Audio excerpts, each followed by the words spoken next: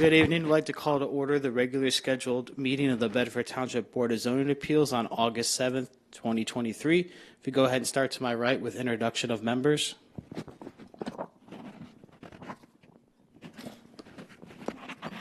Jody Rector, Planning and Zoning. Bill Goldsmith, Township Attorney. Dennis Kohler, Building Official. Brad Helm, Planning Commission Representative. Jake Lake, Vice Chair. Kyle Dersch, Chair. Bob Potter, Board Member. Joe Gore, Township Trustee Representative. Thank you. If we could all stand for the Pledge of Allegiance.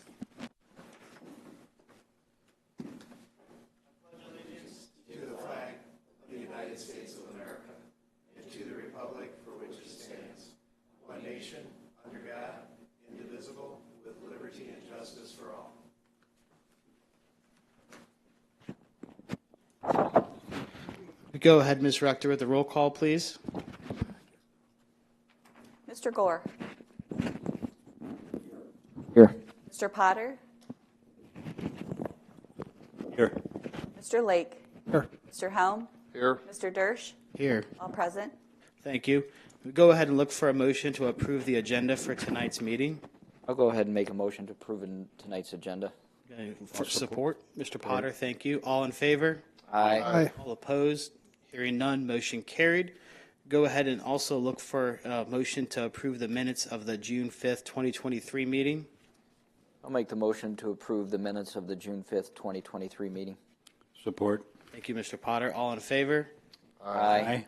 Hearing no nays, we'll go ahead and move to new business for tonight. Looking for a motion to open the public hearing regarding the appeal of Kurt and Sarah Reeves at 1327 Logan's Run in Temperance, Michigan, requesting a variance for an accessory building in the front yard. I'll make a motion, we open the public hearing. Support. All in favor? Aye. No nays. Go ahead, Ms. Rector, please. Yes, again, the applicants are Kurt and Sarah Reeves, 1327 Logan's Run, Temperance, Michigan. Parcel number 5802-392-02200 on .458 of an acre, R2A single-family residential. The subject parcel is .458 acres and has frontage on Logan's Run and Castleberry Drive, which is a curved road on a cul-de-sac. The applicant constructed an 8x10 80-square-foot accessory building, which encroaches in the front yard on a corner lot having 3 front yards. The applicant was advised by ordinance enforcement due to the parcel layout, the location of the accessory building was within the front yard, which by ordinance is defined as a front yard and is not permitted by ordinance. The applicant contacted the planning and building departments, and a determination was made to seek a variance and request to relocate the accessory building to an area which serves as a rear yard of the property. The applicant has indicated in the submitted letter the accessory building will be used for storage of various lawn equipment and supplies. The proposed new location is defined as a front yard, thus encroaches into the front yard on Castleberry Drive. However, the structure shall be located outside the required front yard setback, 60 feet from the center of the road and the 35-foot building line per the submitted plot plan. Per section 419.03, accessory buildings shall not be erected in any minimum side yard setback nor in any front yard pursuant to the schedule of regulations of the Bedford Township zoning ordinance. Therefore, a variance required to allow the accessory building to be located in a front yard. At this time, one letter of objection has been received, which was included in your packet for your review and also provided to the applicant at tonight's meeting. Should the variance request be granted, the variance required is a variance to construct an 8x10 accessory building in the front yard on a corner lot having 3 front yards. If you would take a look at the aerial, you will see that the proposed structure is actually going to be located in the side yard as much as possible. However, when it's in the proposed location, this would be still considered a front yard on Castleberry. But the applicant has shown on the sketch that it is intended to be as approximately 20 feet from the home and still maintain the 10-foot required side yard setback. And he shows 33 feet, but he has been advised that it has to be beyond that 35 feet, whether it's exactly where the house property line is, because it goes on a curve, so it's kind of difficult to show exactly where that's going to be, but that is required, the 35-foot front yard setback. But the applicant is here to speak. All right, thank you. If the applicant would like to come up and add anything at this time, if not, we'll go ahead and open up to anyone else in the audience that wants to come up. Go ahead. Come to the podium and state your name and address just for the record. Hi, my name is Kurt Reeves. I live at 1327 Logan's Run. Thanks for hearing me today. As you can see on the prescribed drawing, my only question, and I did all the measurements, that 33.33 feet, that is from the corner of the shed to my sidewalk. So I'm not sure where the exact city property takes over, so I don't know, that may be extended out, but from my sidewalk I have is 36 inches, and plus there's another 8 feet on the other side of that before you actually hit Castleberry. But according to the plot drawings that was given to me, all those measurements were to my sidewalk. I don't know if that makes any sense, but thank you for hearing me. All right, thank you. Is there anyone else in the audience that would like to come up and speak? Please step up and state your name and address for the record. Name's George Garib, 9150 Castleberry Drive in Temperance. Live across the street. I just wanted to understand where the building was located, which I see from this picture here. Was the intention to keep it at that? The current location Okay. was not acceptable when we talked to the people. Okay. Ms. Rector. Yes, before the ordinance department went out to advise, the applicants were unaware that that was actually all considered front yard. They looked at their front yard being their house. So it actually was where their garage area is, the shed was placed right around in this area. And that was their desire to have, but then we met with them and we advised that that's still actually really considered a front yard, even though it's your side yard. If they desire to seek the variance, we discussed with them that their best option of proximity would be to try to keep it in a side yard, even though no matter where they put it on the property, this is actually what would be considered their rear yard of their home, and then they encroached it as close they could without having to seek another variance on a side yard to maintain still the 10 feet. But it was located on the end of their drive right in this area where the garage is actually located. If that gives you clarification, they have moved it. This would be the corner of Castleberry, and this is where you'd come into Logan's Run. Okay.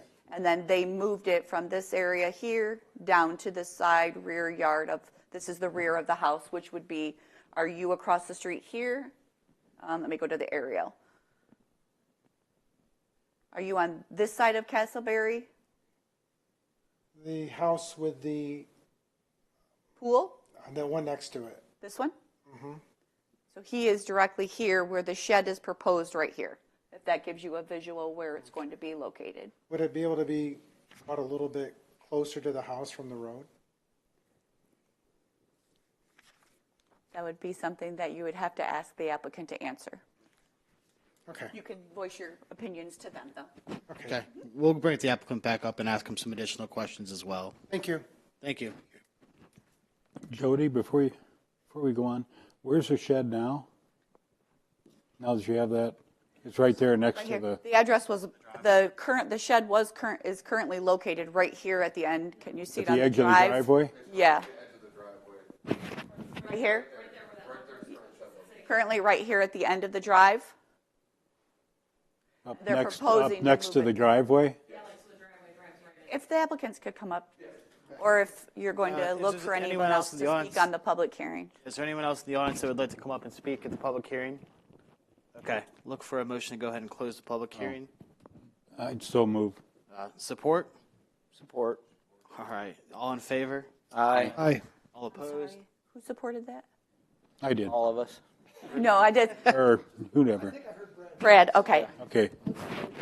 Oh, no, I guess I made the motion.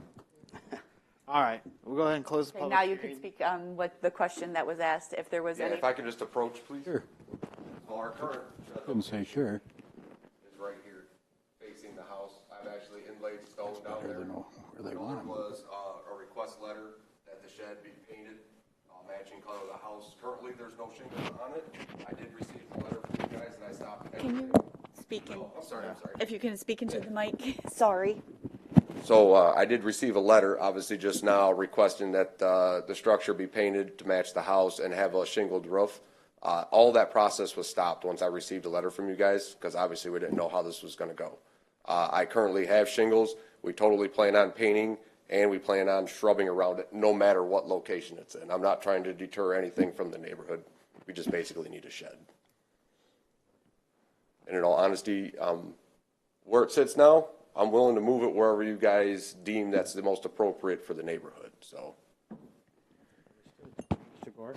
So here we are again with another non-conforming lot, which is almost monthly for us. So my question is, and maybe to Jody or somebody, were permits not pulled for this shed originally? Or did they not have to be? Dennis answer. Correct. It's less than the size requirement for a shed permit. Okay, No permits were pulled. okay, that's Do what I was not do, wondering. we do not do zoning permits for sheds. Okay, So no permit of any kind was required. right. And that could have, would have alleviated a problem if it was a little bit bigger and would have required a permit? I mean, If it was bigger and he required a permit, he still would be seeing you because I wouldn't issue the permit. because it was Doesn't right. have a place to put it. Right, and Yeah. that's what my question It would be was. here. So he didn't need a permit. Okay, we're beyond that.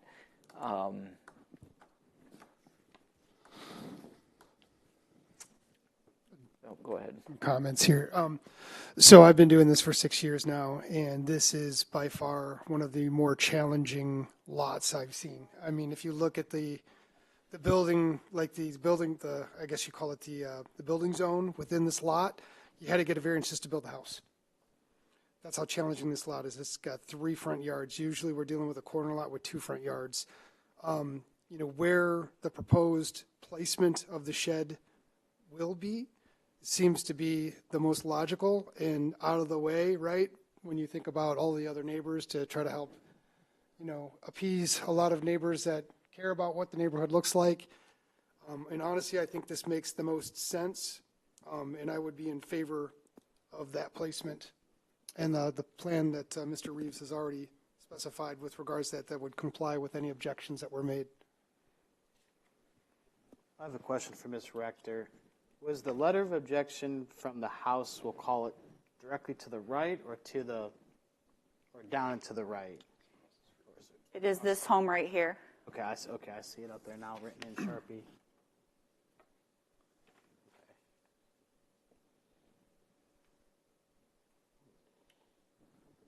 Any other, Mr. Potter, I think you had something. you wanted to Yes. ask. Mr. Reeves, you place the shed now sits right next to the driveway. Correct, Why'd you put it there?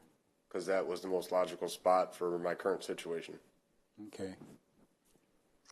And I guess my next question is to the whole board, why does it matter, next to the driveway or out in the middle of the yard? It's still noticeable from Castleberry. What's the difference? Are you looking for opinion? I guess, yeah. I think what the applicant was attempting to do is to try to make this as compliant as humanly possible with the lot that he has. And when Why is that part of the front yard more compliant than next to the driveway part of the front yard? It's out of line of sight, right? If you look at where the corner is here, the corner of Castleberry and Logan's Run, What I'm getting at, it seems like if it's up next to the house or near the house, it's easier to conceal from Castleberry with some plantings I guess that's a question for Ms. than Rector. Is there out in the another, middle of the yard, plus it's would there be an easier to additional- blend into the house. I guess, would there be an additional variance required to keep it where it's at now by the driveway? No. No, it's still considered a front yard. I think we were looking at it as that's the main entrance to the subdivision, and everyone moving on Castleberry and Logan's Run. That's why I think as a township, we spoke to the applicant if he was going to seek the variance, because it does say in any side yard, and we looked at this more as the rear side yard where most people placement of a shed would be located. So When I'm looking at the aerial view that's up there, and logically, I mean, there looks like a concrete patio off the back of the house, probably a slider back there to go out to it, I would imagine. Logically, you'd think that was the backyard. So what I'm hearing is this house doesn't have a backyard at all. By definition. By definition. Considered by ordinance, no, it's considered a front yard. His house actually faces Logan's Run, and that's why he didn't understand when we were explaining at first about a front yard, because his house faces Logan's Run. Interpretation would be that would be his front yard. And then the side yard would be where the driveway is, and then if it was not on 3 portions, considered a road. If that is clarification. It is. It's just, it's odd that there's no backyard. I guess when you tell the kids to go play in the front yard. Which one? You know, which one do we play in? This is an odd lot even the ones around it aren't necessarily the neatest. I guess from an opinion standpoint, I don't have a particular issue of where it's at now if it's going to be screened and shrubbed like any other business would do for something similar. I don't know if there's other opinions about location particularly. It's the same variance, I think, either way at this point. If I may, Mr. Potter. I'm going to approach the map here. Speak Can you louder. speak very George's loud? gonna get you. Loud so we can hear you. So it's located here right now. Correct. The proposed is here. Still requiring a variance. What's the problem with putting it in between these 2 houses? I think the concern was he couldn't meet the 10-foot setback, so he'd still have to seek a variance. So there'd still be a variance. And that, I think, I'm not 100% sure because I don't have the sketch. I don't think he can meet the 35-foot front yard requirement where the curve is located on here. Whoops, let me go back. Where this 35-foot is here, where the building line is. I'm not sure where the driveway is actually on the sketch. Where my driveway is? Is it where this, is this the garage here?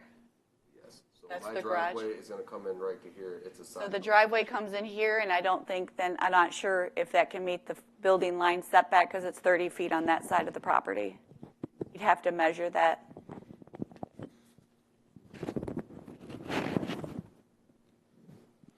Did you guys have this house built or did you buy it already? We purchased this home 3 years ago. Okay. And it wasn't disclosed to you that it had 3 front yards? No, sir. The only thing we checked is to make sure there was no obvious liens on the property and if there's any deed restrictions. And at the time of purchase, we were told there was no deed restrictions. Okay. Well, with respect to deed restrictions, we do not enforce deed restrictions. If they are enforceable, that would be done by a homeowners association if it is in good standing with the state of Michigan, incorporated. So deed restrictions, even if there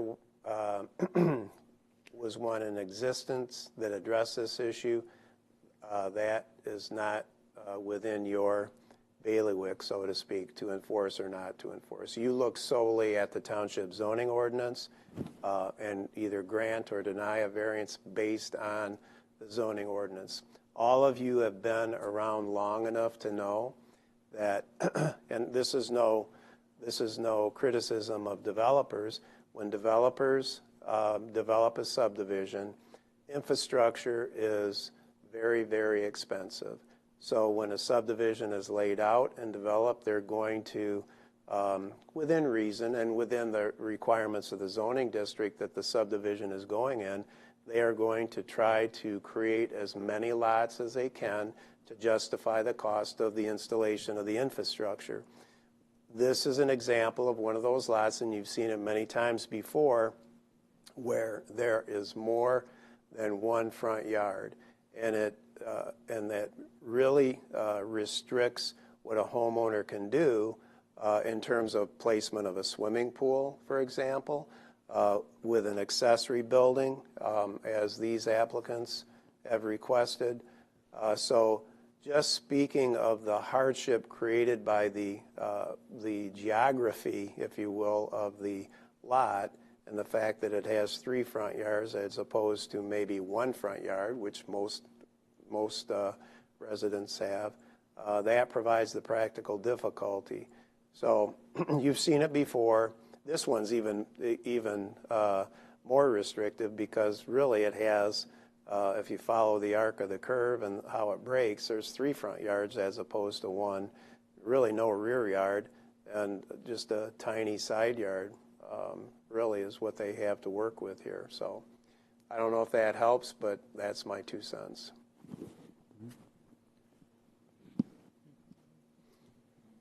Oh, and with respect to, I don't often advise you this, with respect to the letter submitted by Mr. and Mrs. Rice, I think it's good practice. It doesn't have to be read into the record, but a motion could be made to accept the letter and make it part of the record should there ever be an appeal. So that's good practice. A motion could be made to accept the letter that's been presented by Mr. and Mrs. Rice, make it part of the record. And finally, I'll leave you with this last. If I were a voting member, and it's already been mentioned by the applicant, that they're willing to put in some screening, whether it be arborvitaes or what have you. And the letter submitted by Mr. and Mrs. Rice addressed color of the structure, roofing of the structure, to make it compatible with the house and the color scheme and so forth, to make it look like it belonged. And this, as you know, this board is a quasi-judicial body. You can attach reasonable conditions to any motion to grant a variance if you feel that that's appropriate under all of the facts and circumstances. Okay, now I'm really done. Again, I keep going back to when I'm looking at this overview, backyard is a front yard. I mean, there's a cement slab out there. I mean, probably a barbecue, I would imagine. Probably that's where everybody goes to hang out. But apparently they're hanging out in their front yard, or one of their front yards. So I'm fine with the variance, and I'm fine with the proposed location. I don't think for 1 minute they're just going to put up a hodgepodge shed and make it look like, you know, somebody just threw it up there with some plywood and some nails. I think they're really going to make it look nice and look like it belongs. And plus it butts up to the backyard, which I'm hoping is the backyard of their neighbor.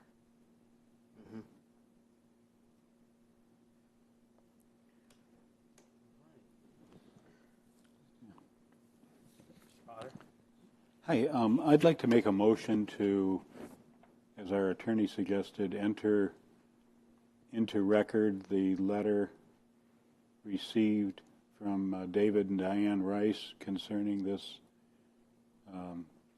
concerning the shed and the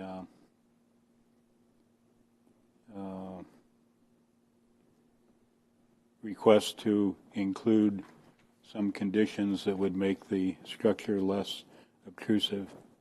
Okay. Is there support for that motion? I'll support that. Thanks, Mr. Gore. All in favor? Aye. Any opposed? All right, motion carried for the record. Thank you. I see Mr. Lake writing over here feverishly. I don't know if ready to bring something to the table. Sure, I can make a motion. I'm going to make a motion. Rush, yeah. No, that's fine. I'm ready. I'll make a motion to approve a variance to construct an 8x10 accessory building located in the front yard. The practical difficulties really being the home has 3 front yards, so it makes it challenging to really determine where is a backyard to build the accessory building. It seems to be the most allowable spot in the yard. And then pursuant to Mr. Potter's motion, just to ensure that we accept the letter of objection, and that there's some acceptable screening, and there's a color and roofing scheme similar to the home. Okay. Looking for any, Mr. Kohler? I would just like to have you clarify what the screening may be. Height and spacing and what you're dreaming. That's all, because acceptable for me, acceptable for him may be 2 different acceptables. Yeah, I didn't really think that far ahead. Yeah, I don't know what, I'll look for some support here on what a good recommendation might be from the group. I'm not an arborist. I'm not a master gardener. Nor am I. I mean, typically you see arborvitaes, I think they're 3 foot on center, per manufacturer, planter's requirements, whatever is specified by the plant. Maybe look for some support from our. Mr. Applicant? Basically, what percentage of the building would you like covered, and how high would you like these? The current structure is 9 feet. Okay. It's not a big structure. It's an 8 by 10, 9 foot hall. It's not a tall. I don't think it has to become. My opinion would be it doesn't need to be completely covered. Just landscaped in to something look around. appropriate. Yeah. Maybe some trellises with some vines growing up at maybe, halfway or something. I don't know. I was just thinking something green like boxwoods or something like that. Just around it, something like that. Something simple. We've looked at arborvitaes. That's the only reason I'm asking, and they're very prone to disease, and they look terrible. So we were kind of going around those. Something like a boxwood, it will. Trust me when I tell you, I'm a perfectionist. It will look immaculate. Let's just say that covers at least 2 sides of the shed based on where it's going to be positioned in the yard, and at least 50% height. Because the backside is going to be, your neighbor has a fence, a vinyl fence. Correct. So that's covered. So basically, I would just think the Castleberry side. 2 sides facing Castleberry. Yeah, that would be my recommendation. 2 sides Well, facing Castleberry. Probably the one side facing Castleberry, because the other side would probably be where the door is going to be to the shed, I would imagine. Correct.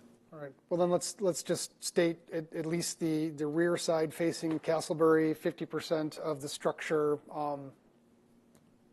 would be my recommendation. Thank you. You could also say that the plantings do not have to be fully mature, so they will grow.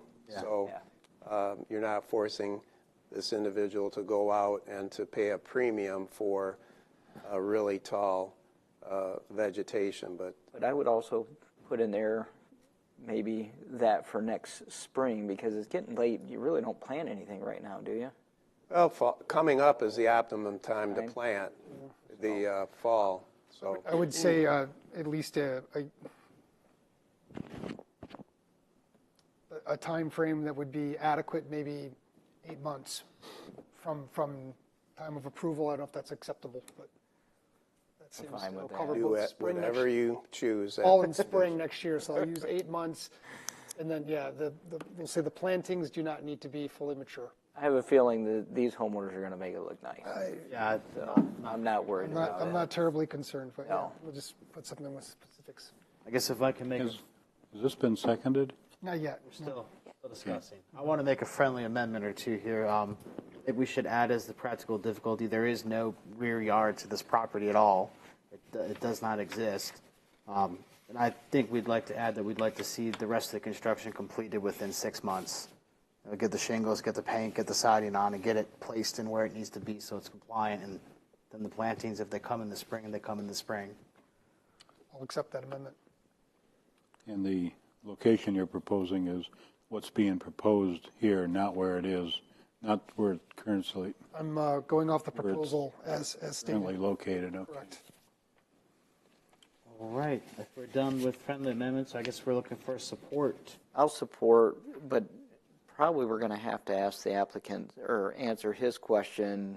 Is he going from the center of the roadway for the county right of way back to the 35 feet, or is he going from the sidewalk where he measured from? I mean, do we have to include that in there so he gets the correct measurement? 35 feet is normally from the road right away.